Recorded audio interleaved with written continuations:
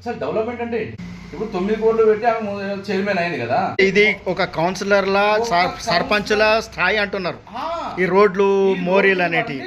Development అంటే ఏదన్నా విద్యా వ్యవస్థ కానీ ఆరోగ్య వ్యవస్థ కానీ మెరుగుపరుస్తూ ఏదైనా డెవలప్మెంట్ కోసము ఇంకా ఇంటిగ్రేటెడ్ స్కూల్స్ కానీ పెద్ద పెద్దవి గురుకులాలు ఉన్నాయి, గురుకులాలను పెంచండి. ఇంకా సీట్లు తక్కువ పడుతున్నాయి, మన పేద పిల్లలు చాలామంది చదువుకోవడానికి ఇంకా తాపత్రయపడుతున్నారు, సీట్లు దొరకట్లేదు. స్థాయికి తగ్గ వాడు మాట్లాడితే జవాబు చెప్తాం, కానీ పనికి మాలిన ఎవరైనా వచ్చి 11వ నంబర్ వార్డులో ఎంత డెవలప్మెంట్ జరుగుతుంది అని చెప్పడం ఏమిటి అని ప్రశ్నిస్తున్న వరాల శ్రీనివాస్. అదేవిధంగా వార్డుకు చెందిన కౌన్సిలర్ ఎవరైతే ఉన్నారో సురేష్ నాయక్, అతను చూసుకుంటాడు. అతను ఏమేమి డెవలప్మెంట్ ఉందో దేని గురించి చేయాలో అదంతా అతను చూసుకుంటాడు. కానీ ఆ స్థాయికి కూడా తగ్గని వాడు గురించి మాట్లాడడం ఏమిటి, మాట్లాడినంత మాట్లాడి మరి నన్ను కెలకటం ఏమిటి అని వరాల శ్రీనివాస్ ప్రశ్నిస్తున్నాడు. నేను ఎవరి జోలికి వెళ్ళటం లేదు, ఎవరికి అడ్డుపోవడం లేదు, ఏ డెవలప్మెంట్కు అడ్డుపోవటం లేదు. కానీ నన్ను కెలికి ఈ విధంగా ప్రెస్ మీట్ పెట్టించడం చాలా విడ్డూరంగా ఉంది. ఇది కాంగ్రెస్ వాళ్ళ కెలికే పని ఒకటే ఉన్నట్లుంది అని చెప్తున్న వరాల శ్రీనివాస్. అదేవిధంగా తాండూరుకు చెందిన జిల్లాసుపత్రి ఇక్కడి నుంచి తరలి వెళ్తే మరి ఆ తర్వాత మీరేం చేస్తారు అని కూడా ప్రశ్నిస్తున్నాడు. మీరైతే ఉదరగొడుతున్నారు, పోదు పోదు పోదు అని, పోతే ఏం చేస్తారు అని ప్రశ్నిస్తున్నాడు. దానికి జవాబు చెప్పాల్సిన అవసరం ఉంది. అదేవిధంగా చూస్తున్నట్లయితే 4 రోడ్లు వేసి 2 మోరీలు కట్టి దాన్నే డెవలప్మెంట్ అంటే కాదు. కేసీఆర్ లాగా మరి గురుకులాలు, మరి ఇంటిగ్రేటెడ్ స్కూళ్ళు, మరి అదేవిధంగా గురుకుల పాఠశాలలను పెంచటం, మరి వాళ్ళ సీట్లను పెంచటం. మరి ఎందుకంటే ఇప్పుడు ప్రభుత్వ పాఠశాలలే టాపర్లుగా ఉంటున్నాయి చదువులో. మరి ఈ విధంగా చూస్తున్నట్లయితే బస్తీ దవాఖానాలు తెచ్చారా, ఏ విధమైన పెద్ద ప్రాజెక్టును తెచ్చారు, ఆర్ట్స్ అండ్ సైన్స్ కాలేజ్ తెచ్చారా, మెడికల్ కాలేజ్ తెచ్చారా, ఉన్నవి కూడా ఇక్కడి నుంచి తరలిపోతుంటే చోద్యం చూస్తున్నారని ఆరోపిస్తున్న వరాల శ్రీనివాస్. అదేవిధంగా చూస్తున్నట్లయితే తాండూరులో ఎటువంటి డెవలప్మెంట్ లేకపోగా కేవలం రోడ్లు చూపించి 2 రోడ్లు వేసి దానినే ఉదరగొడుతున్నారే తప్ప ఎటువంటి పెద్ద ప్రాజెక్టు వచ్చిన దాఖలాలు లేవని, మరి దీనికి ఏం సమాధానం చెప్తారని ప్రశ్నిస్తున్న వరాల శ్రీనివాస్. 13వ నంబర్ వార్డ్ ఇన్ఛార్జ్ మరి అదేవిధంగా సురేష్ నాయక్ మాట్లాడుతూ ఆఖరు వరకు చూడండి. ఆఖరిగా విలేకరులు అడిగిన ప్రశ్నలకు ఏ విధమైన సమాధానాలు ఇచ్చారో చూడండి. పైలా వీటి మీద దృష్టి పెట్టి మమ్మల్ని ఫస్ట్ స్టార్ట్ చేయండి సార్ అన్న. ఎమర్జెన్సీ ఫండ్ల కింద 5 లక్షల రూపాయలు పెట్టిన మన జనరల్ ఫండ్లోకి వెళ్ళి మిగతా వాళ్ళు అన్నింటిలో స్టార్ట్ చేసి కూడా నా వాళ్ళు 20 వరకు స్టార్ట్ చేయలేరు. ఎమర్జెన్సీ డ్రైన్ పని నాకు చాలా ఉంది. ఈ వార్డులో చాలా ఇబ్బంది పడుతున్నారు మా వార్డు ప్రజలు. అబద్ధం మాటలే, సీఎం అబద్ధాలు చెప్పి సీఎం అయిండు, తర్వాత ఎమ్మెల్యే అబద్ధం చెప్పి ఎమ్మెల్యే చేసిండు, తర్వాత ఉన్న తోటి కౌన్సిలర్లు అందరూ అబద్ధాలు చెప్పిపించి వాడికి 200 ఇల్లులు ఇస్తా అని హామీ ఇచ్చాడు. అరే 200 ఇల్లులు కాదు, ఈరోజు నా దగ్గర నా వార్డులో అప్లికేషన్సే 137 ఉన్నాయి. అన్ని ఇల్లు ఇయ్యా సార్, 200 ఎందుకు నాకు? పాపం పేద ప్రజలు అందరూ అప్లై చేసిన వాళ్ళు పేదోళ్ళే, అందరికి ఇల్లులు రావాలి, అందరికి ఇల్లు. ఆ కట్టిన తెలంగాణ టైంలో తెలంగాణ పీరియడ్లో ఉన్న బీఆర్ఎస్ పార్టీ కట్టిన ఇళ్ళని తీసుకొని వచ్చి మా రోహితన్న ఎమ్మెల్యే ఉన్నప్పుడు కట్టినాయి ఇళ్ళని తీసుకొని వచ్చి నువ్వు ఏదో కట్టినట్టు ఆ ఇళ్ళని ఇస్తున్నాయి, డబుల్ బెడ్రూమ్ ఇస్తున్నావు, డబుల్ బెడ్రూమ్ నువ్వు కట్టే శాతం అయితే నువ్వు కట్టి ఇల్లు ఉంటాయి. నువ్వు అబద్ధం అంటే నీ కింద ఉన్న ఇంకా పూర అబద్ధాలు ఇల్లు అంటే వీళ్ళందరికీ అబద్ధాలు. సీఎం ఏం చేసాడంటే అబద్ధాల పురాణం ఒక బుక్ పంపించినట్టున్నాడు అందరికీ. ఎమ్మెల్యేకి ఒకటి, కౌన్సిలర్లకు ఒకటి, ఇలా నాయకులకు కూడా. ఆ నాయకుడు అనే లక్ష్యాలు కూడా లేవు కానీ ఎవరికి. నాయకుడు అంటావా? అరే 2 కోట్లు తెచ్చినప్పుడు 2 కోట్లతో ఫస్ట్ నువ్వు రోడ్ అనేపించేతోటి. అరే నేను ప్రోటోకాల్ విషయం గురించి మాట్లాడినప్పుడు కూడా అన్నా, ప్రోటోకాల్ నువ్వు ఎలా చేయాలనుకుంటున్నారో అభివృద్ధి అడ్డం వస్తే నా పార్టీ అడ్డం లేకుండా. పార్టీ భేదాలు ఒకటే ఎలక్షన్ టైంలో. ఎలక్షన్ అయిపోయింది, ఈరోజు ఎన్నికలు అయిపోయినాయి, ఎన్నికల తర్వాత కౌన్సిలర్లం అయిపోయినాం, అంతా అయిపోయినాయి. ఇప్పుడు పార్టీ పక్కన పెట్టి 36 వార్డులు ఎమ్మెల్యే ఏం చెప్పిండు, 36 వార్డులు కలుపుకోపోతా, 36 వార్డులు సమానంగా చూస్తా, 36 వార్డులు నాకు కావాలి, నా ప్రజలు ఉన్నారు, డెవలప్మెంట్ చేస్తాము. ఏ కౌన్సిలర్ అని ఉండవు. ఈరోజు కౌన్సిలర్ల పరిస్థితి ఏందో అందరికీ తెలుసు, మీ పాత్రిక మిత్రులకు కూడా తెలియదా ఏ విధంగా ప్రోటోకాల్ పాటిస్తున్నారు, ఏ విధంగా మమ్మల్ని చూస్తున్నారని. ఎక్కడ లాటరీ డబుల్ బెడ్రూమ్ ఉన్నది కూడా మొన్న చూసిరు, ఎంత దౌర్జన్యం. ఎక్కడ జరగనట్టుగా మన తాండ్రులో జరిగింది. ఎక్కడైనా కూడా మనం ఇన్ని సంవత్సరాలు ఇన్ని ఏళ్ళ నుంచి చూస్తున్నాం, లాటరీ సిస్టమ్ ఎలా జరుగుతుందో అనేది అందరికీ తెలుసు. సిస్టంలో డాటా ఎంట్రీ చేసిన సిస్టమ్ వాళ్ళు ఎంట్రీ కొట్టి ఇది ఎంట్రీ కొడతానంటే వస్తుందంట. మాకు ఆ ఎంట్రీ కొట్టడానికే కూడా మమ్మల్ని గొడవపడి అదంతా చేస్తుంటే పోలీసులతో మా పైన అరాచకంగా మొన్న ఏదైతే బాలరెడ్డి ప్రెస్ మీట్ ఏదైతే ఇచ్చాడో దాని లోపల మా వార్డు గురించి కూడా లేవనెత్తడం జరిగింది. అతను చాలా తెలియపడిన అనుకుంటున్నాడు. నీ తెలివేంత నీవెంత నీ గురించి తాండూరు ప్రజలకు అందరూ తెలుసు, నీ రాజకీయ భవిష్యత్తు కూడా తెలుసు తాండూరు ప్రజలకి. మొన్నటిదాకా మహేందర్ రెడ్డి మోచేతి కింద నీళ్ళు ఆయనవు, ఈరోజు పెద్ద పెద్ద గప్పాలు కొడుతున్నావు. ఈ గప్పాలు కొట్టడానికి కారణం కూడా 9 కోట్ల రూపాయలు మొన్న ఒడిచినాయి, భూమి మొత్తం గిరివేసినావు. నెలకి 22 లక్షల రూపాయలు మిత్తి కట్టాలి, మిత్తి పైసలు వెళ్తలేనట్టున్నాయి, అడ్డగోలుగా మాట్లాడుతున్నావు. ఈ అడ్డగోలుగా మాట్లాడే మాటలు బంద్ చేసుకో ఆల్రెడీ. నా వార్డు విషయంలో ప్రస్తావన చేసినావు. అమృత్ 2 లోపల శాంక్షన్ చేయించిన నేనని అంటున్నావు. శ్రీనివాస్ రెడ్డికి తెలియదు అన్నట్టుగా మాట్లాడుతున్నావు. అమృత్ 2 నీ మినిస్టర్ పొంగులేటి 5 తారీఖు 8వ నెల 2024 లోపల శిలాఫలకం వేసినావు. ఏడేసిండ్రు శిలాఫలకం, ముషాదర దగ్గర శిలాఫలకం వేసిండ్రు, పోయి చూసుకొని. ఈరోజు కూడా శిలాఫలకం అలాగే ఉంది. ఆ రోజు అమృత్ శాంక్షన్ అయింది. ఆ రోజు నేను కౌన్సిలర్. గత నా కౌన్సిల్ లోపల నేను ఫేజ్ 2 లోపల ఆ ఏరియా మొత్తం సర్వే చేయించి ఆ రోజు యువరాజు, అజయ్, విజయ్ అనే మిషన్ భగీరథ వర్కర్లు ఉన్నారు.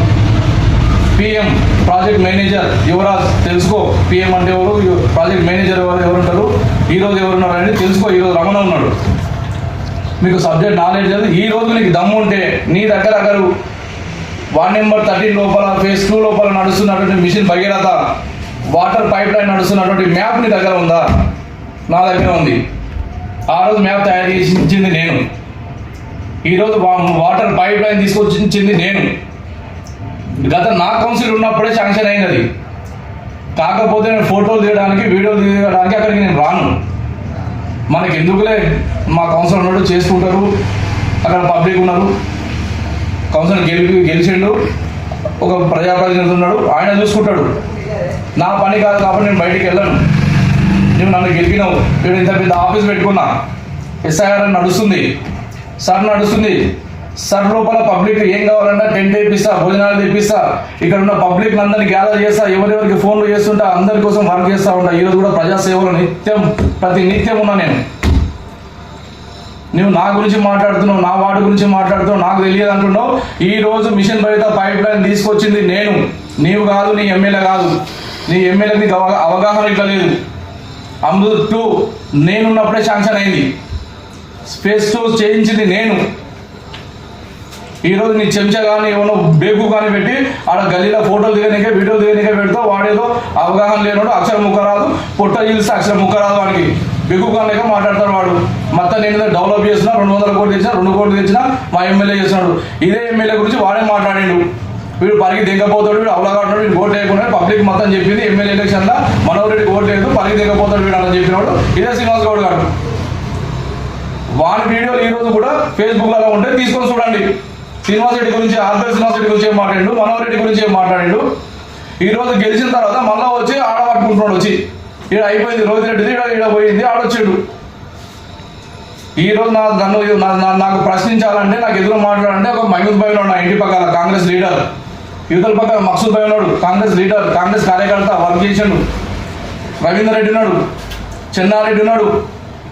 వాళ్ళ లోపల పెద్ద పెద్ద మనుషులు ఉన్నారు, కాంగ్రెస్ కార్యకర్తలు ఉన్నారు, వికాస్ అయిన కాంగ్రెస్ మనుషులు ఉన్నారు. వాళ్ళు ఈరోజు ఎవరు కూడా మాట్లాడరు.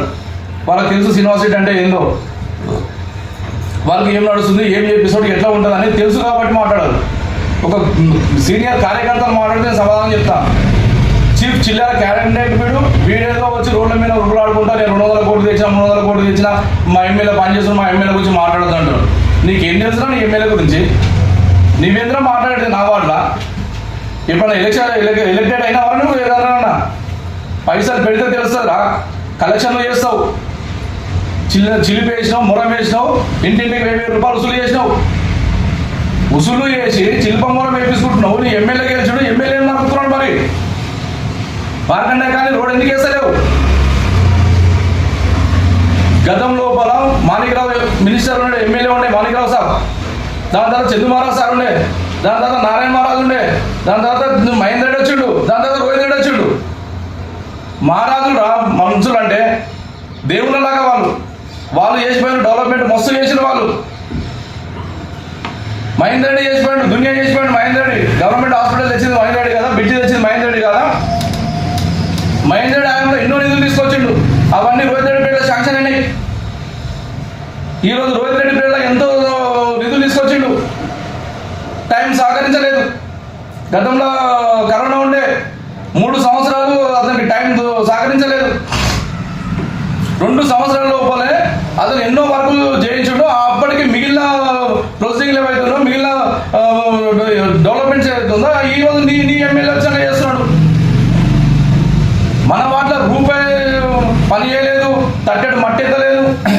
తట్టెడు మెత్తడికి గుబ్బు వేస్తారు. అవే తట్టెడు మట్టి ఎత్తదిగా గంపలు సార్లు తీసుకొని తిరుగుతా అనుకుంటా. నేనేమన్నా తట్టెడు మట్టి ఎట్టలేదంటావు? నా వాటిలో నేను కౌన్సిలర్ అయినప్పుడు నెంగి ఇల్లు తిరుగుతుంటే మేము అక్కడ ఒక ఇల్లు ఇక్కడ ఒక ఇల్లు ఉంటుండే మార్కండేకాల్ అంటే. గతంలో 20 ఏళ్ళ నుంచి గ్రీన్ సిటీ, అయ్యప్ప నగర్, సమ్మత్ కాలనీ, పాన్మల్ల, గనిబాయ్ ఏరియా ఇదంతా 113 చాలా పెద్ద వాడిది. రెడ్డి కాలనీ నుంచి తీసుకుంటే చాలా పెద్దవాడు. నేను రూపాయి పని చేసే చూపెట్టు ఛాలెంజ్ చేస్తుంది. నా ఛాలెంజ్ రూపాయలు పీకుడు కాదు, దారం చూపిస్తా. మరి మస్జిద్ ముంగట 30 లక్షల రోడ్ వేసిన, రాముల డబ్బా కాడ నుంచి 33 లక్షల రోడ్ వేసిన, పెట్రోల్ పంప్ ఎంత 33 లక్షల రోడ్ వేసిన, ఈ లైన్ మొత్తం 3 లక్షల రోడ్లు 4 వేసిన. నేను కౌన్సిల్లో ఉన్నప్పుడు మొత్తం మిషన్ బయట వాటర్ పైప్ లైన్ తెచ్చిన. గ్రీన్ సిటీ, సమ్మత్ కాలనీ, అయ్యప్ప నగర్ ఈ ఏరియా మొత్తం phase 1 లోపల ఆ రోజు గతంలో phase 1 నేను తీసుకొచ్చింది కదా. అది హరిగౌడ్, సరిత హరిగౌడ్ కౌన్సిలర్ ఉన్నప్పుడు వాళ్ళు శాంక్షన్ చేయించారు. నా ప్లేట్లో వచ్చింది. అప్పుడు నేను ముందర పని చేయించిన. నేను సరిత హరిగౌడ్ నేను చేయలేదని నేను అనలేదే. నా ప్లేట్లో నేను phase 2 లోపల నేను తిరిగి నేనైతే వర్క్ పెట్టించిన ఆ వర్క్ ఇప్పుడు వచ్చింది. ఇప్పుడు నా కౌన్సిలర్ చేపిస్తాడు. నీవు పీకుడు కానీ ఆడవాళ్ళ నీకే అవగాహన లేక పోతావు, వీడియోలు దిగుతావు, ఫోటోలు దిగుతావు, బూట్లు వేసుకుంటావు, వృత్తం అయిపోయాడు. ఈ వృత్తం బూట్లు వేసుకొని పొద్దుగా వేసి నీకు అదే పని. ఏమైనా పని ఉందా అలా నీకు? పీకుడు లాగా మాట్లాడతావు, మా మీద మాట్లాడతావు. అవన్నీ మేము ఫోటోలు దిగమా? కానీ బ్రిడ్జి పని నడుస్తుంటే బ్రిడ్జి పని నడుస్తుంది. ఆ బ్రిడ్జి పని నువ్వు తెస్తావా? నేను తెచ్చిందా? సెంట్రల్ గవర్నమెంట్ స్టేట్ గవర్నమెంట్ వరకు అది నడుస్తుంది. ఫ్లవర్ గార్డ్ వస్తావు, జైలు పెట్టి ఇట్లా లేపుతావు, జేసీ ఇట్లా అంటావు. ఆ జేసీ కూడా ఇట్లా అంటే బోర్డు పడతావు కొడుక. పెద్ద పీకుడు కాట్లాగా ఇట్లా దోప అంటాడు. అవలే మాట్లాడాలి. ఊరికి అవలగాళ్ళకి ఏం మాట్లాడతావు? బాలరెడ్డి ఏమో మాట్లాడుతున్నాడు, మన గవర్నమెంట్ హాస్పిటల్ గురించి అవగాహన లేదు. అరే తమ్ముళ్ళు అంటున్నావు. ఎవరికి అంటున్నావు అరే తమ్ముళ్ళు అని? పబ్లిక్తో ఎలక్టెడ్ అయినరు. నువ్వు ఎప్పుడైనా గెలిచి చూపెట్టి దమ్ముంటే ఈ రోజు వరకు నువ్వు ఒకసారి కౌన్సిలర్ నిలబడే ఓడిపోయినావు. ఈ రోజు నువ్వు కౌన్సిలర్ గెలవలేవు. పబ్లిక్ ఎన్నుకున్నారు వాళ్ళని. వాళ్ళకి మర్యాద ఇచ్చి మాట్లాడు, మర్యాదతో పూర్వకంగా పలకరించి వాళ్ళని. గవర్నమెంట్ హాస్పిటల్ గురించి మాట్లాడతారు మీరు అంటారు. గవర్నమెంట్ హాస్పిటల్ ఈ రోజు స్లిప్లో చూస్తే కొడంగల్ పేరు వస్తుంది. ఈ రోజు ఇదే కొడంగల్ నుంచి కొడంగల్కు తరలిస్తే మెడికల్ కాలేజ్ కావాలని చెప్పేసి నీ దమ్ము ఉంటే, నీ సీఎం దమ్ము ఉంటే, నీ సీఎం నా పెద్ద హాస్పిటల్ కట్టుకోమను, ఓ 4 ఏళ్ళు రన్ చేసుకోమను. రన్ చేసుకున్నాక దానికి మెడికల్ కాలేజ్ పేరు పెట్టుకోమను. గతంలో వచ్చిన మెడికల్ కాలేజ్ వికారాబాద్ పోయిందంటావు. ప్రతి డిస్ట్రిక్ట్ కు మెడికల్ కాలేజ్ ఇచ్చిండు మా సీఎం. ఆ రోజు కేసీఆర్ గారు ఆ రోజు ప్రతి డిస్ట్రిక్ట్ కు మెడికల్ కాలేజ్ ఇచ్చిండు. మనకు కూడా ఇచ్చిండు, మన డిస్ట్రిక్ట్ ఇచ్చిండు. మన డిస్ట్రిక్ట్ ఈరోజు వికారాబాద్, తాండూరు డిస్ట్రిక్ట్ కాదు. అవగాహన లేక మాట్లాడకండి. విజ్ఞతతో మాట్లాడు, తెలుసుకొని మాట్లాడు. ఈరోజు మన డిస్ట్రిక్ట్కి మెడికల్ కాలేజ్ రోహిత్ రెడ్డి తీసుకొచ్చిండు, మన డిస్ట్రిక్ట్ తీసుకొచ్చిండు. డిస్ట్రిక్ట్ ఒకటే ఇచ్చిండ్రు, నారాయణపేట ఇచ్చిండ్రు, వనపర్తి ఇచ్చిండ్రు, మహబూబ్ నగర్ ఇచ్చిండ్రు, ప్రతి జిల్లాకు ఒక మెడికల్ కాలేజ్ ఇచ్చిండ్రు. మనకు కూడా ఒక మెడికల్ కాలేజ్ తీసుకొచ్చిన ఆ రోజు. ఇట్లా ఈరోజు మన మెడికల్ కాలేజ్ మన దగ్గర ఉన్నటువంటి గవర్నమెంట్ హాస్పిటల్, చాలా అతిపెద్ద హాస్పిటల్, మాతశిశు హాస్పిటల్ ఉంది. ఇక్కడ ఎన్నో డెలివరీలు అవుతాయి, ఇక్కడ ఎంతో పెద్ద హాస్పిటల్ ఉంది.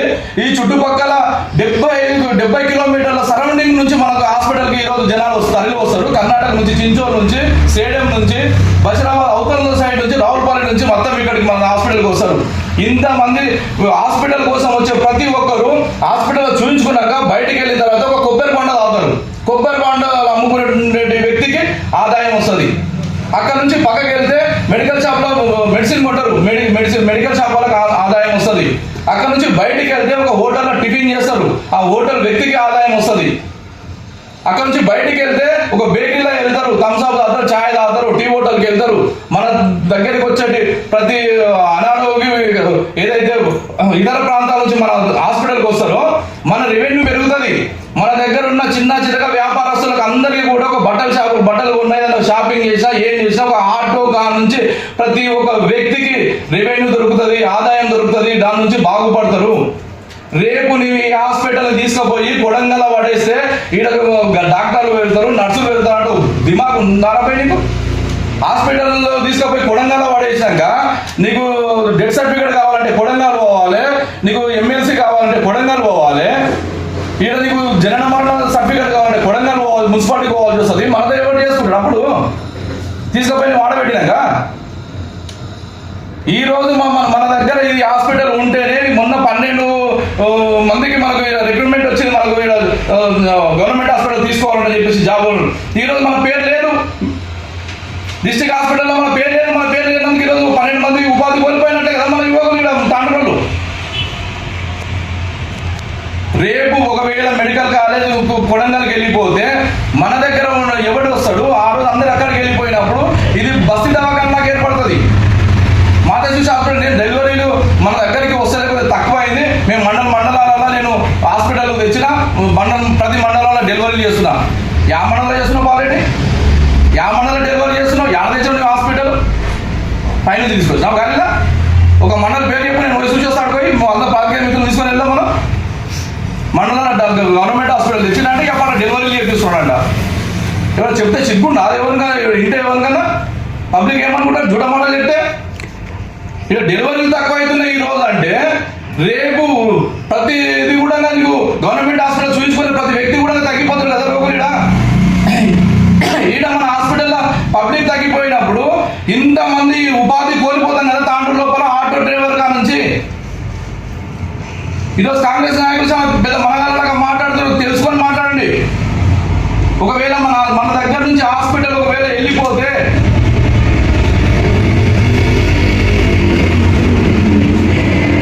పెద్ద ఎత్తున నష్టపోయేది పబ్లిక్. మన తాండ్రు గవర్నమెంట్ హాస్పిటల్కు చాలా పెద్ద పేరుంది. ఏదో పేరు మారుస్తున్నాం అంటున్నావు, అరే ఆధార్ కార్డులో ఈరోజు అడ్రస్ చేంజ్ చేసుకుంటున్నావు. ఆధార్ కార్డు అడ్రస్ చేంజ్ చేసుకున్నాడు, నీ అమ్మ ఆధార్ కార్డు అన్ని అడ్రస్ కరెక్ట్గా ఉంటుంది. మొగన్ పేరు ఒకటి చేంజ్ చేస్తామా అంటే చెప్పేసుకుంది అందది, నీ మొగన్ పేరు ఒకటి చేంజ్ చేస్తామా అంటే హాస్పిటల్ ఇట్లా ఉంటుందంట. పేరు ఒకటి చేంజ్ అవుతాడంట, కొడంగల్ అవుతుందంట. స్టాఫ్ నర్స్ పెడతారంట, డాక్టర్లు పెడతారంట. ఎటకెళ్ళి పెడతారా భయ్? అవగాహన ఉందా లేదా? దిమాగ్ ఖరాబ్ అయినట్టు 9 కోట్లు పోయినాక అది మితి కట్టలేక మొన్న కౌన్సిల్ ఎలక్షన్ లోపల 2 కోట్ల ఫండ్ ఇచ్చింది గవర్నమెంట్. మీ ప్రభుత్వం ఇచ్చింది, నీవు గవర్నమెంట్ కానీ ప్రభుత్వం ఇచ్చింది.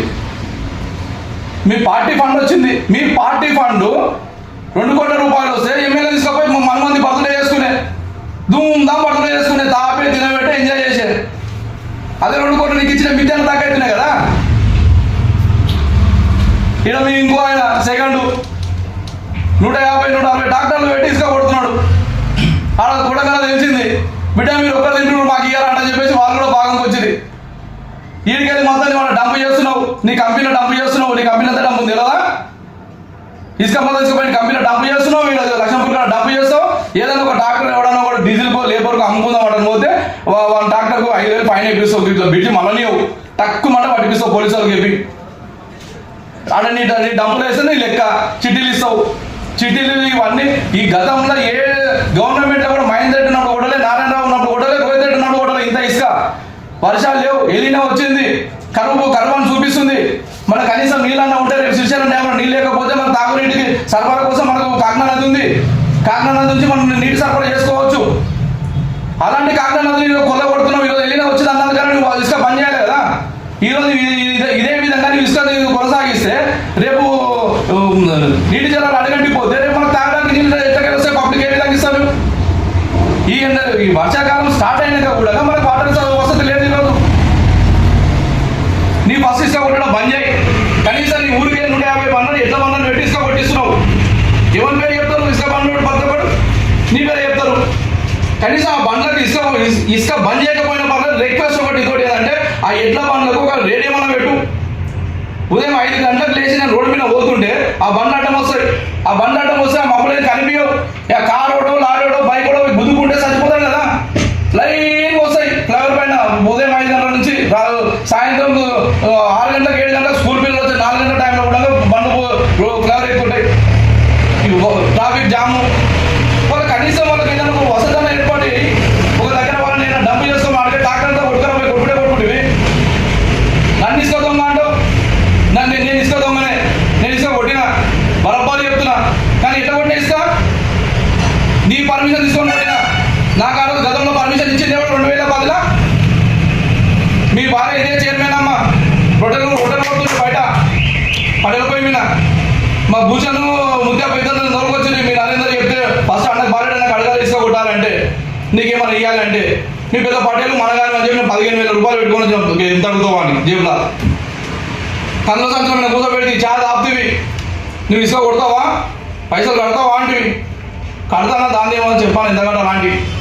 నేను ఎంత అడుగుతావు? 20,000 అడుగుతావు, 30 అడుగుతావు, నేను 15 తెచ్చినా అనుకున్నా. నువ్వు అడిగింది ఎంత? పీక 5,000. నీ అమ్మ పెడితే మీరు పడగినంత గిందేనా అనుకుంటే నీకు 5,000 చేతిలో పెట్టి నేను ఇసుక తీసుకోవడం మొదలు పెట్టినా. నీ ఇల్లు కట్టుకున్నావు. ఈరోజు చిత్తశుద్ధి ఇల్లు కూడా తిండి. నీ ఇంట్లో ఇసుక మొత్తం నాది. నీ ఇంటికి ఇసుక నాది, ప్రతి కంకర నాది. నీ చుట్టాల దాంట్లో కూడా ప్రతి ఇంటికి ఇసుక కొడితే నాది. నా ట్రాక్టర్ బయట కాల్ చేసుకుని పైసలు తీసుకున్నాను. తీసుకోలేవా? ఇసుక కొట్టే వాళ్ళు అందరికి ఇసుక వేయలేరా? ఒక్కొక్క ట్రాక్టర్ 2 ట్రాక్టర్లు వేసి నువ్వు అమ్ముకో బతలేవా? నీవే కదా పెద్దగా అసలు ఇసుక కొట్టిందా నీవు కదా. నిన్ను చూసే కానీ ఏంటో వచ్చింది మేమంతా. నేను కనీసం లీటర్లో ఓటర్లో 50 పెట్టుకుంటుంది. ఎందుకంటే ఊరు అది కాదు ఊరు నన్ను బెదిరిస్తుంది కాబట్టి. మీకు మామూలు ఇచ్చుకుంటా, మీకు కమిషన్లు కట్టుకుంటా, మళ్ళీ లీటర్లు పెట్టుకుంటుంది. లీటర్లు మేము పెట్టుకుంటుంది. నాతో 5,000 తీసుకొని నాకు ఇసుక కూడా నీవే నేర్పి దీనికి సాక్ష్యం మీకు చైర్మన్ అమ్మాయి రొట్టెలు కొడుతుంటే చూడలేదా? చైర్మన్ అమ్మ కడుకు మళ్ళీ నీకు 5,000 ఇచ్చిన చెప్తుంది. మరి నీ గుర్తు లేకపోతే నీ ఊరిలో సాక్ష్యం ఉన్నారు. భూషణ్ గారు బతికే ఉన్నాడు, బతికే ఉన్నాడు, నరేందర్ బతికే ఉన్నాడు. ఎవరికంటే ఇష్టం కానీ మళ్ళీ ఇష్టం కానీ అని చెప్తావు. నేను నిన్ను గెలికినా, నీ దగ్గరికి వచ్చిందా, నువ్వు నా వాటి గురించి మాట్లాడతావా? కామ్గా కూర్చున్నా బిడ్డేమన్నా ఫామ్ హౌస్ లోపల మేకల షెడ్యూల్లో కొట్టినావు. నువ్వు సినిమా సిటీ ఇంటికాడ కూడా కూర్చొని నాకు మేకల షెడ్యూల్లో కొట్టినావు. నీ సంగతి తెలియదు అనుకుంటున్నావు. నాకు కూల కొట్టినావు. నీ దమ్ముంటారా? మొన్న మా గురువు రావుపై నన్ను పిలిచిండు, రమ్మన్నాడు, పోయినా. అదే నువ్వు ఎవరి తాలూకా అయితే వచ్చినావో, నీవు ఎవరి తాలూకా అయితే నువ్వు వచ్చినావో వాడిని కూడా పిలిచాడు. ఆ వ్యక్తి బాబురావు నేను ఇద్దరం కూర్చున్నాము రావుబాయి దగ్గర. రావుబాయి ఆఫీస్లో పంచాయతీ చేసి మొన్న సీనియర్ ఏమన్నా సెటిల్మెంట్ చేయాలి. సేట్ ఇదో ఇది డాక్యుమెంట్ ఇవి ఉన్నాయి, నీవేమన్నా మాట్లాడితే నువ్వు చెప్తే నేను ఇస్తా సేట్ అని చెప్పిన. మంచి సీన్ ఒకసారి నాకు చూపెట్టు అన్నాడు. మొత్తం తీసి ముందర పడేసిన 15 డాక్యుమెంట్లు. ఇవి 15 డాక్యుమెంట్లు, సర్టిఫైడ్ కాపీలు 15 డాక్యుమెంట్లు. శ్యామ్ సుందర్ అమ్మిన ప్లాట్లు. శ్యామ్ సుందర్ అమ్మిన ప్లాట్లని 15లోకి వెళ్ళి 11 ప్లాట్లు. 12వ ప్లాటు ఇక్కడ ఉంది చూడండి. 12వ number 28 by part Shyam Sundar అమ్మిన ప్లాట్ నాగకుమారికి. ఈ 200 గజాలు దీనికోసమే ఎక్స్టెంట్ ఇది నా ప్లాట్లో ఉందని చెప్పేసి దీనికోసం కూలగొట్టావు. కానీ ఇక్కడ 9వ నెంబర్ కానీ 9వ డాక్యుమెంట్ కానీ నీ వ్యక్తి ఎగ్జిట్ అయిపోయాడు. ఈ 9 డాక్యుమెంట్లకే దీని లోపల క్లియర్గా మొత్తం మెన్షన్ చేసాం. రావుబాయ్ మా గురువు గారు మొత్తం చూసిండు, ఆయన చెప్పిండు కరెక్ట్ ఉంది సీన్. ఇదంతా పానీ ఉంది, గవర్నమెంట్ మండల ఆఫీస్ నుంచి పానీ,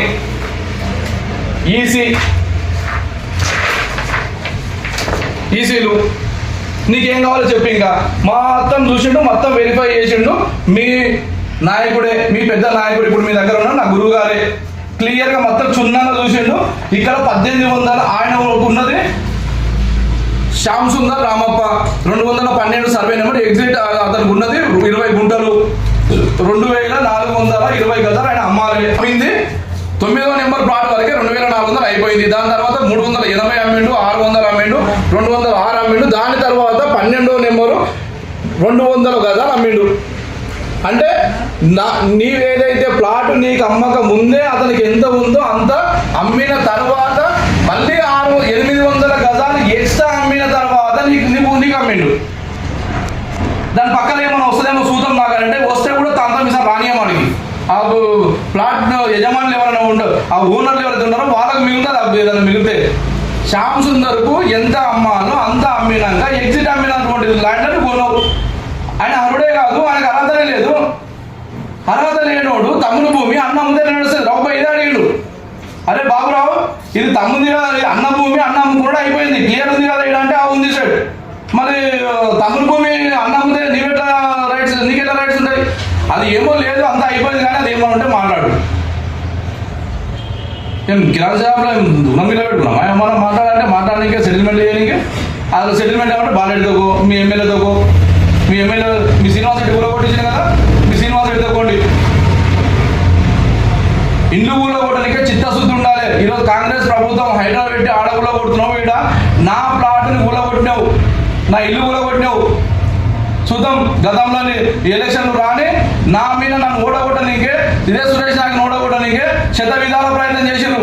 ఓ ఎమ్మెల్యే తమ్ముడు, ఎమ్మెల్యే, డిసిసి చైర్మన్, ఎంతో మంది గతంలో ప్రయత్నం చేశారు, ఓడగొట్టలేరు. మరి మీకు దమ్ముంటే పబ్లిక్ నా ఇంట ఉన్నారు, నేను కాల్మోక్తా అంటారు. నేను కాల్మోక్తా ఏం మోక్తా, నాకు నా పబ్లిక్ ఏం బెగ్గర చేస్తా, కాళ్ళు కడిగి ఇంకా తలుపుకుంటా. నాకు నా ప్రజలంటే ఇష్టం, నేను వాళ్ళ సేవ చేసుకుంటా, నా ఆశలు అమ్ముకొని సేవ చేసుకుంటా. నీవెవరు అడగ నీకే, నీకు దమ్ము ధైర్యం ఉంటే, నీకు అంత దమ్ము ఉన్నోడు అయితే నీ మార్కండే కాలం రోడ్ వేసుకున్నాడు. నువ్వు మార్కండే కాలం రోడ్ వేసుకోకుండా మళ్ళీ అవలగంటే అదే చెప్తున్నావు. నేను ఇంత డెవలప్, నేను గ్రీన్ సిటీ చేసుకున్నా, సమ్మద్ ఖాళీ చేసుకున్నా కూడా మళ్ళా మంచిది కానీ రోడ్ వేసాడు. నీ ఎమ్మెల్యే ఎందుకు వేసాడు? నా మీద భయంతో మొన్న నన్ను ఓడగొట్టడానికి దానికి ప్రొసీడింగ్ ఉందా? దానికి ఎస్టిమేషన్ ఉందా? అరే ఈరోజు మైముఖ్ ఇంటి ముందల 10 లక్షల రోడ్ వేసినా, మజిద్ కాడ 17 లక్షల రోడ్ వేసినా, పోషమ్మ గుడి కాడ 10 లక్షల రోడ్ వేసినా అని చెప్తున్నావు కదా. వాటికి నీ ఎమ్మెల్యే ప్రొసీడింగ్ ఇచ్చిండా, దానికి ఎస్టిమేషన్ ఇచ్చిండా, పైసలు ఇచ్చిండా? పోయి అడిగి తెలుసుకోరా. పీపుల్ దాకా నీ 2 కోట్ల వరకు చేసినాడని చెప్తున్నావు కదా. అసలు నీ ఎమ్మెల్యే డబ్బులు ఇచ్చిండా వీటికి? వేసిన రోడ్లకు నా మీద భయంతో సురేష్ నాయక్ ఓడగొట్టి గతంలో ఇచ్చినది, ఎలక్షన్ ముందర వేసాడు అడావిడి హరిబల్గా చేసిన పనులు. అది కౌన్సిలర్లు వేసినాడు నెత్తికి తడిపట్టేసుకొని కూర్చున్నాడు. నీ దమ్ముంటకి ఇప్పుడై ప్రతి ఎమ్మెల్యే చేశాడు. నారాయణరావు డెవలప్ చేయలేడా? చందు మహారాజు చేయలేడా? మహారాజులు మీకంటే ఘనంగా చేసిండు. మహేంద్ర రెడ్డి చేయలేడా? మొన్న రోహిత్ రెడ్డి చేయలేడా? నువ్వు ఎమ్మెల్యే గెలిచడానికి అవకాశం వచ్చింది, వచ్చిన నిధులు తీసుకొచ్చాయి. ఈరోజు మున్సిపాలిటీ నుంచి ఏం మిగిలినావు? మొన్న చిడపడ చినుకులు పడితే ఎమ్మెల్యే ఇంటికాడ పోతే మొత్తం బురద రోడ్లు మొత్తం పొంగిపోయి ఆయన ఇంటి ముందర ఆయన ఇంటి ముందర కాలు పెట్టనీయలేదు. అరే నువ్వు మన గల్లీ గురించి అడుగుతున్నావు రాబాయ్, మన గల్లీ ఇచ్చిపెట్టాలని ఎమ్మెల్యే ఇంటి ముందర మంచి చేసుకోమని చెప్పరాబాయ్. నా గల్లీ మిక్కడు ఎమ్మెల్యే ఇంటి ముందర నీళ్ళు నిలబడకుండా చూసుకోమని చెప్పు. బాలరెడ్డికి వాడాలి, నీ చైర్మన్ వాడు వీక్కో ఫస్ట్ పోయి. నీ చైర్మన్ వాడలో మురికి కంపు, ఒక రోడ్లో పోతే ఒక రోడ్లో పోనీగా రాదు. సత్యశ్యామలం ఉంది. ఈ రోజు వరకు కూడా నా సొంత డబ్బులు పెట్టి చిలకవాగును చీల్చి చెండాడింది నేను, చిలకవాగు దొబ్బింది నేను, చిలకవాగు ప్రస్తావన తీసుకొచ్చింది నేను, అసెంబ్లీలో మాట్లాడడానికి చేసింది నేను. చిలకవాగు ఏమని తెలుసా? చిలకవాగు నేను తయారు చేసింది, నా సొంత డబ్బులు 8 లక్షల రూపాయలు నేను బిల్లులు పెట్టి నేను కష్టపడితే చైర్మన్ బిల్లులు చెప్పుకున్నది. ఇదే నీ చైర్మన్ గతంలో స్వప్న పర్మనెంట్ నేను కొట్లాడే కక్ష కట్టినట్టు కదా. ఆమె తప్పిన శాపలు తీసుకొని చైర్మన్ పెట్టుకొని నిలబడుతుంది. శాపలు మోసం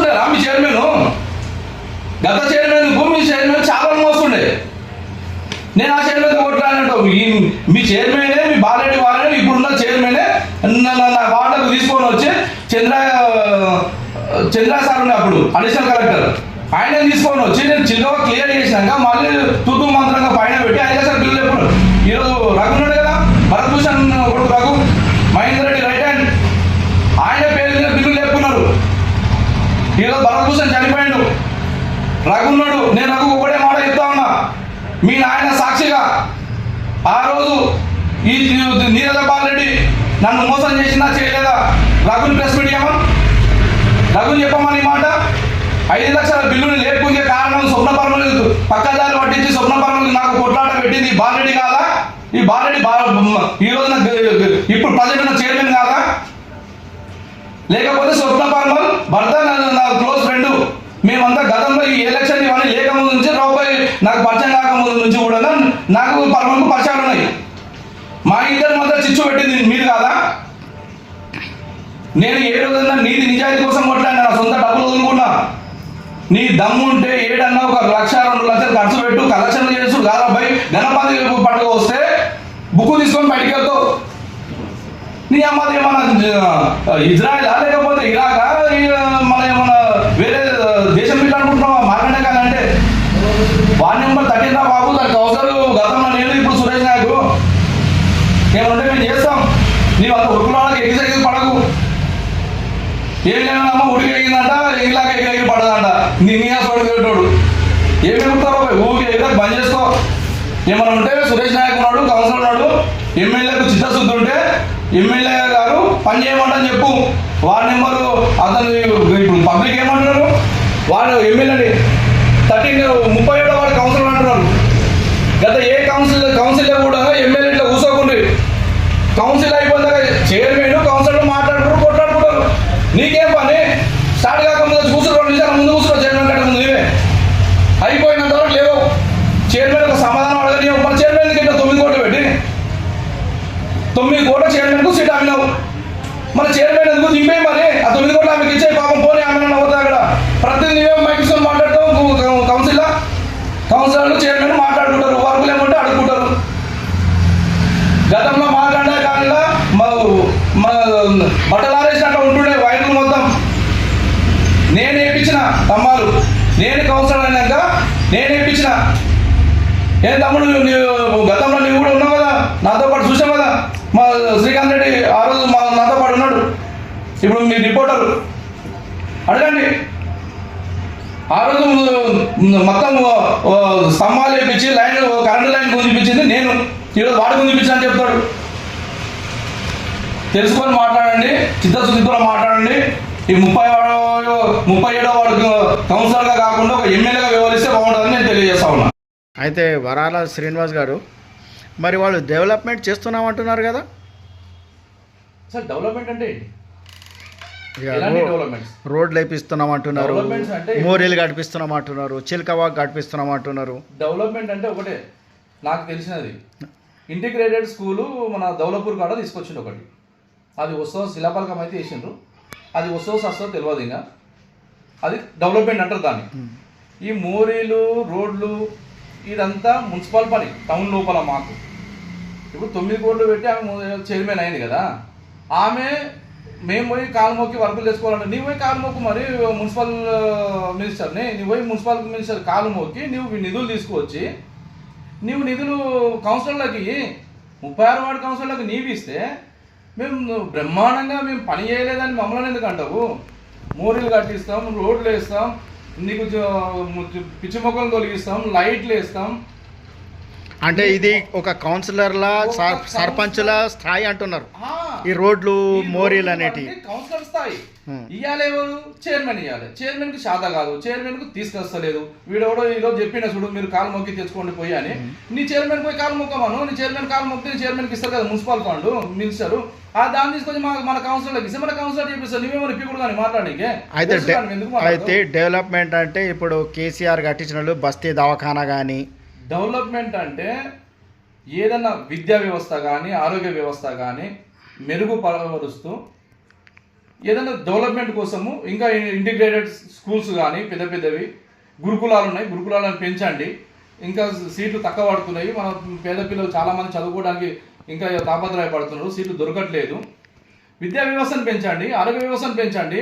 మేము బ్లడ్ బ్యాంక్ తెచ్చినామని చెప్తున్నారు. Blood bank government hospital blood bank లేదా? చిన్న పిల్లలకి అడిగితే చెప్తారు వీడేదో బ్లడ్ బ్యాంక్ పెంచిన అంటున్నాడు. బ్లడ్ బ్యాంక్ ఏం పెంచడము?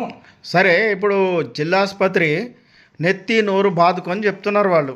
అంటే తరలదు కొడంగల్కు పోదు, తాండూరులోనే ఉంటుంది అని అంటున్నారు కదా. మరి దానికి మీరే ఏమంటున్నారు? మరి పోతే స్లిప్ లోపల ఈ రోజు కొడంగల్ పేరు ఎందుకు వస్తుంది? కొడంగల్ లోపల మెడికల్ కాలేజీ ఎందుకు శాంక్షన్ అయింది? కొడంగల్ మెడికల్ కాలేజీ శాంక్షన్ కావాలంటే అక్కడ ఒక పెద్ద హాస్పిటల్ ఉండాలి. హాస్పిటల్ వ్యవస్థ అక్కడ రన్ అయితేనే అక్కడ మెడికల్ కాలేజ్ వాళ్ళకి ఇస్తారు. అక్కడ మెడికల్ హాస్పిటల్ లేదు కాబట్టి మన హాస్పిటల్ పేరు పెట్టుకొని వాళ్ళు మెడికల్ కాలేజ్ తెచ్చుకున్నారు. అయితే ఒకవేళ మన హాస్పిటల్ అక్కడికి వెళ్ళిపోతే మన హాస్పిటల్ లోపల ఈరోజు ఎవరు లేకుండా స్టాఫ్ ఉండదు, డాక్టర్లు ఉన్నారు, ఎవరు ఉండదు, వీళ్ళు ఏం పని ఉండదు కదా. నీకు పేషెంట్లు లేనప్పుడు డాక్టర్లతో ఏం పని ఉంటుంది? అప్పుడు వ్యవస్థ పడిపోతుంది. అంటే 200 పడకల ఆసుపత్రి పోయి 50 పడకల ఆసుపత్రి అయిపోతుంది. 20 పడకలకు కూడా రావచ్చు, లేకపోతే పాండేశ్వరం ఉమ్యానికి రావచ్చు, బలాదూర్లు ఉంటారు కదా. ఒకవేళ తరలిపోతుంది, పాత మున్సిపల్ లాగా అవుతుంది. ఒకవేళ తరలిపోతుంది అనుకోండి, మీరేం చేస్తారు బీఆర్ఎస్ పార్టీ పరంగా? బీఆర్ఎస్ పార్టీ పరంగా మా నాయకుడు ఉన్నాడు, మా ఎమ్మెల్యేగా మా మాజీ ఎమ్మెల్యే రోహిత్ రెడ్డి అని ఉన్నాడు, మా వ్యవస్థ ఉంది, మా ప్రెసిడెంట్ ఉన్నారు, వాళ్ళందరూ ఉన్నారు. వాళ్ళందరూ కూడా గట్టిగా ప్రయత్నం చేస్తారు. మేము గతంలో కూడా మొన్న చర్చించుకున్నాము. ఒకవేళ అలాంటి పరిస్థితికి వస్తే ధర్నాలు చేస్తాము. ఎంతవరకైనా మేము సిద్ధం ఉన్నాము. మా పార్టీ తరఫున మా నాయకుడు ఉన్నాడు, మా నాయకుడు వెంట మేము నడుస్తాం. ఒకవేళ తరలిపోయిందే అనుకోండి, అయితే వాళ్ళతో మీరు ఎలాంటి జవాబును ఆశిస్తున్నారు? మేము వాళ్ళని ఎలాంటి జవాబు ఆశించము. జనాలే చెప్పేసుకొని తంతరు వాళ్ళని. జనాలతోటే వాళ్ళకు చిత్తశుద్ధి అయ్యేలాగా బుద్ధి చెప్పిస్తాం. గొడవలు ఉంటాడంట. ఇప్పుడు ఎమ్మెల్యే మనోహర్ రెడ్డి వచ్చిన తర్వాత ప్రశాంతంగా ఉన్న తాండూరు అని అంటున్నారు. అంటే రోహిత్ రెడ్డి ఉన్నప్పుడు గొడవలు ఉంటుండే ఏమంటుంటే, రోహిత్ రెడ్డి ఏదన్నా అన్యాయం జరిగితే అన్యాయాన్ని అడ్డుకుంటుండే. లేదు భయ్ అది కరెక్ట్ ఉంటే కరెక్ట్ అని చెప్పే వరకు అక్కడ గొడవలు స్టార్ట్ అవుతుంది. అన్న నాకు నేను పని చేస్తే నాకు నా ఫేవర్ చేయక అవతలని ఫేవర్ చేస్తే అవతలతో న్యాయం ఉంది. న్యాయం ఎక్కడ ఉంటే అక్కడ రోహిత్ రెడ్డి చెప్తుండే. అక్కడ గొడవని వీళ్ళు సృష్టించుతుంది, దాన్ని క్రియేట్ చేస్తున్నారు. ఈ రోజు మనోహర్ రెడ్డి ఎవరిని అన్యాయం ఉంటే వాళ్ళు ఎంట ఉంటున్నాడు, సమ్మగా లోపల ఎంట కూర్చుంటారు, మెల్లగా గుంజిడుస్తున్నారు మొత్తం ఎంటకెళ్ళి. ఈరోజు వాళ్ళు ఖాళీ గుంజుట్లోనే ఉన్నారు మొత్తం. ఇప్పుడు ఎమ్మెల్యే కథాన నిండాలి, సైలెంట్గా ఎక్కడ న్యాయం ఉంటే అక్కడ తొక్కేయాలి, అన్యాయంగా సపోర్ట్ చేయాలి. అసలు చేసిన గొడవలు వీళ్ళు. ఈరోజు గతంలో ఈరోజు తీసుకుంటే నా పరిస్థితి తీసుకుంటే నాకు 2 ప్లాట్లు 1.5 కోటి ప్రాపర్టీని ఒక ప్రాపర్టీని ఆపారు. అక్కడ నేను కబ్జాకోకుండా మొన్న ఒక సెట్ కూడా కొట్టిరి. ఇదంతా డబ్బులు ఇస్తామంటే వాళ్ళు ఏమన్నా ఎన్నిక రెడీ ఉన్నారు అంటే వాళ్ళు రారు. రోహిత్ డైరెక్ట్ ఏదైనా ఇష్యూ జరుగుతుంటే సైడ్ మీదకి వచ్చి మాట్లాడుతుండే, సామరస్యం చేయడానికి, ఇద్దరిని సంధానించడానికి. వీళ్ళు ఎందుకు వస్తారు? వీళ్ళు లోపల ఇంట్లో కూర్చుంటుండ్రు, గొడవలు పెడతారు. నువ్వు ఎవరన్నా నెత్తివాగాలని ఎవరన్నా రావని, నాకు వస్తే చాలా పైసలు అంటారు వీళ్ళు.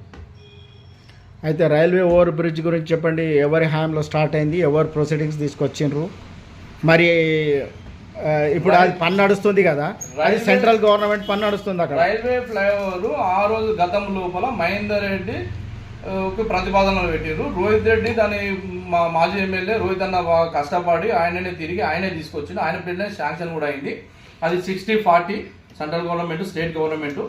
ఈ స్టేట్ గవర్నమెంట్ ఆధ్వర్యంలో కాదు, ఇప్పుడు సెంట్రల్ గవర్నమెంట్ ఆధ్వర్యంలో ఈరోజు వరకు నడుస్తుంది. అది వీళ్ళు తీసుకొచ్చింది లేదు, వీళ్ళేం నరికింది ఏం లేదు, కానీ చెప్పుకుంటే ఫోటోలు తీస్తారు అంతే. అలా మరి స్టేట్ గవర్నమెంట్ వాళ్ళు పని స్టార్ట్ చేయలేరు కదా, మరి ఇక్కడ నుంచి ప్రస్తుతానికైతే సెంట్రల్ గవర్నమెంట్ వరకే నడుస్తుందా?